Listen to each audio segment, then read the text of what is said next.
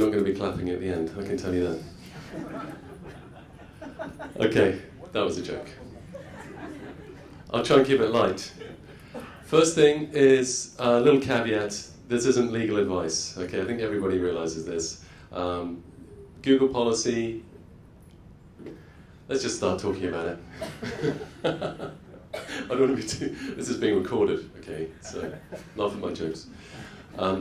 So why you should care? Why should publishers care about Google policy? Well, Google policy is it occasionally gets into the news. Normally when people lose a lot of money, and the classic example will be this young man here, who was, I think, working with a Google representative even, and then got himself banned. So he thought he was optimizing, and then realizing that he was abusing Google's advertisers and lost his account and lost all the money. So it is serious, and I'm going to go through and give you some reasons why you should pay attention, and then some specifics about what you should avoid. This is basically a list of don'ts. Why do we have to keep to the Google policy rules? Well, the first one is, for a very good practical reason, you've already agreed to them legally. When you use Google products, you have already agreed that you will use them. So, and the second one is really, it's in your best interest. Google is such a massive player in the ecosystem. If you get thrown out of that ecosystem, you're going to be losing a lot of money, and you won't be able to get back in. So this is another practical example. I don't know how many people know about AppNexus. Did you hear about this story? Anyone? AppNexus have an ad exchange for video, and they had a big problem with fraud. So in other words, fake video impressions were kept finding their way into their ecosystem, and they did declare it, and they came out and said, right, we have a fraud problem, so let's get on top of it. The volume of US impressions that were transacted went down over a 6-month period, and the average CPM went up by 8 times. So if Google wasn't doing this and wasn't on top of policy, this would be a problem for everybody here, because all of your real impressions from your real users would be diluted by the fraudsters getting in. So there is a good reason for this.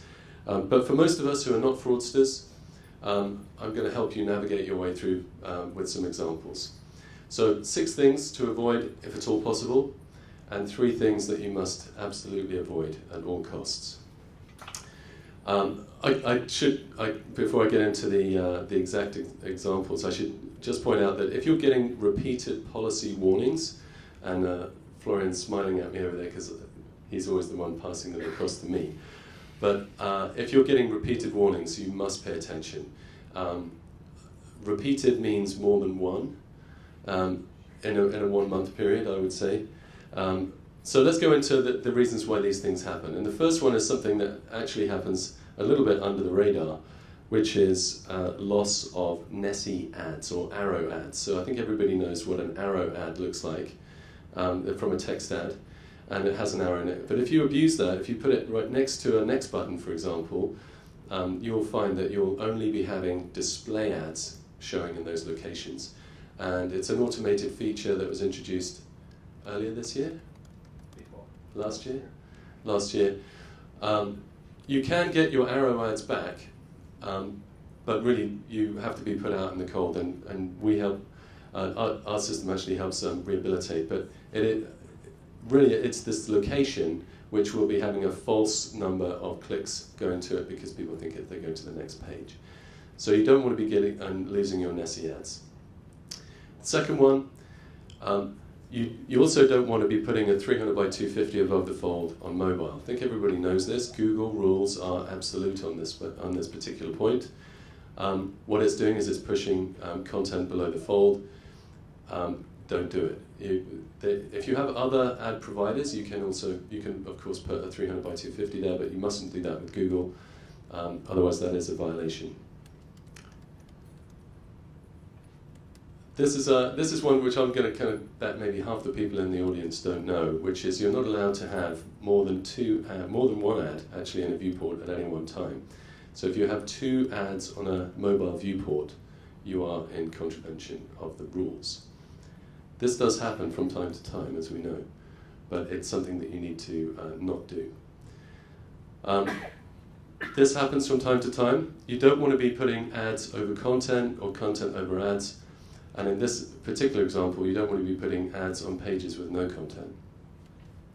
Pretty obvious. I hope you're all still with me. Yeah?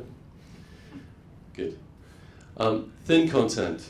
And thin content is something that is more of a judgment call. Here's an example: an image, a caption, 6 ads or more. Okay, image, a little bit of text, next button, lots of images. Now, I'm not saying that you shouldn't be doing gallery-style content, but what I am saying is that there is a limit here, and these particular sites, I think I've blocked them out. Spare their blushes. But in my view, anyway, they are on the wrong side of this. Non-family safe content. I think everybody here knows that if you shouldn't be putting non-family safe content, and I mean they actually very helpfully list these things: strategically covered nudity, sheer or see-through clothing, lewd or provocative poses. I'll stop there. But here's an example of a violation that's happening because this particular publisher is using a bottom of the barrel, let's be honest, bottom of the barrel native provider. If they're using something like that, they don't have the 13 rule or whatever it is. You can end up with 18 style ads on a page, which is putting you in contravention with Google's policy. You're not allowed to have those on the page either. So that's something to bear in mind. Also, to add to this violation, it's also very thin content, lots of ads around it. Not particularly friendly navigation there either. Something that came out earlier this year is the ad to content ratio. Now, I think everybody knew that AdSense you had a maximum of 3 per page, and for Ad Exchange it was 5. This opens up a change that is going to get you guys thinking about what is my content to ad ratio. You have to decide, and it's actually putting it back on the publisher. Are you adding value or not to your users? And here's another example of an image, small bit of text, and the rest of the page, the entire rest of the page, is all ads. So that's not cool. So I've gone through those ones. Hopefully you're not breaking the rules. These are ones that you really want to be avoiding at all costs. These are the sort of things that we've only ever seen a handful of these, but these are the sort of things that will get you losing money and losing accounts and so on. So it's serious. So these are the top reasons that Google give for account closure: clicking on your own ads, or getting other people to click on your ads, or getting roomfuls of people to click on your ads from China, generating or receiving bot traffic. I think that's pretty obvious. Receiving traffic from incentivized sources, so in other words, people who are being paid to come to your site or clicking there. So unnatural visitors, if you like. And then manipulating how ads are served, so deliberately causing false clicks. And then encouraging users to click on ads, so a big arrow, click here, that kind of thing. Duplicate content. If you are producing the same article on different URLs, you're in contravention of their rules, and you could lose your account. I mean, here's an example, actually. This is Little Things. They are not producing content on another site, they're having it ripped off. So somebody's stealing content as well. I mean, I think everybody knows that, right? Not stealing content is probably a good idea. But here's an example of how these things happen. I mean, this was actually owned by the same publisher. So, deceptive ad placement or navigation. Here's an example. You have a page, you've come to it, and it says, parental advisory suggested, 15 of the most scandalous celebrity outfits. And then, where do we go from here? Ad, ad, ad. Where's the content? Can't see the next button. I'm looking for 15 of the most scandalous celebrity outfits, and I can't find them. But I want to find them. So this is a problem for the user, but it's also going to be a big problem for you if you do this, because this is one of these big bad ones. It will get you banned. Okay, another one, and I don't really know how many people here, can I ask, just a show of hands, how many people here kind of boost traffic or buy traffic? Okay, so there's a few people.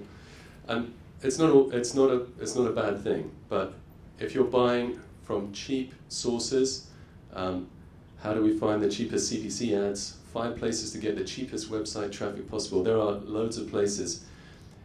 Believe me, if you meet some person on Reddit and you're buying 5,000 clicks from them for $100, the chances are it's not very good traffic. Okay, so you need to be concerned. If you're buying traffic, you need to be concerned where it's coming from. You need to be vetting it for bot traffic and so on. These are things that will get you into trouble, no matter what else you are doing. If you are keeping compliant and everything else is rosy in the garden, as we say in England, you will still get in massive trouble if you do a deal with the wrong people. I would definitely not recommend it.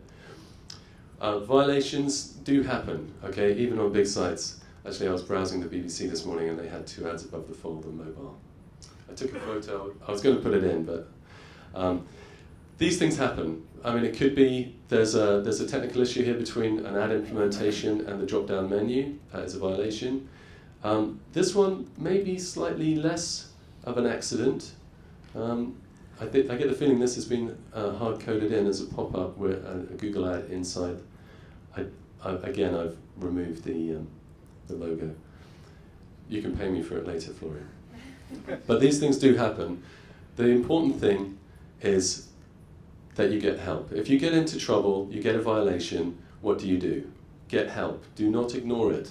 There are things online that appeal, a violation notification troubleshooter. There are things that you can kind of go through, and you must take action. We do have the opportunity sometimes to help people get themselves rehabilitated with Google. We actually did this with a publisher. I don't know if Nathan is actually here today. Is he here? Hey Nathan. Worldwide Interweb. We love you too. Yeah, I mean, they had a violation. All the appeals were failing. Couldn't get back in. Thank you, Florian, as well, for your help with this one. And it was a labour of love over many months, trying to clear up the site. But it did a great job, and it's a fantastic site. It's been around forever, and it comes up #1 for things like awesome pictures. What a great keyword. So as you can see, I haven't put the money in there, but things are going the right way. And so there is life after trouble with Google, but you must get help. Okay, so summary. Do know the rules. Know the rules. There is no excuse in the eyes of the law. Add lots of value to your users. Make sure that you're thinking about them and you're not trying to deceive them. Pay attention to the Google policy warnings. They don't happen for no reason. And then get help. You either get help online or you find a Google partner like us and we'll help you. The do nots, obviously, do not lose your Nessie ads. Don't abuse those arrow buttons. Do not implement ads in a way that are confusing or change your navigation to a way that is confusing. Don't exceed that 50% pixels to ad content ratio. That's a good kind of rule of thumb. If you've got more pixels on the page for ads than you have of content, there's something wrong there. Actually, a good bit of general advice would be to say, if you're looking at a page and saying, how many words more do I need to add here so that it will be okay? You're probably looking at it from the wrong way around. You've got to be looking at it, have I completed my article? Am I adding value? Have I got my point across? That's the way you should be coming at it. Not from a minimums point of view, but from a value point of view. And then duplicate content is an absolute no-no, as is staying family safe. And don't click on your own ads, or get your family to do that either. It's a bad idea. That's it. Thanks very much indeed.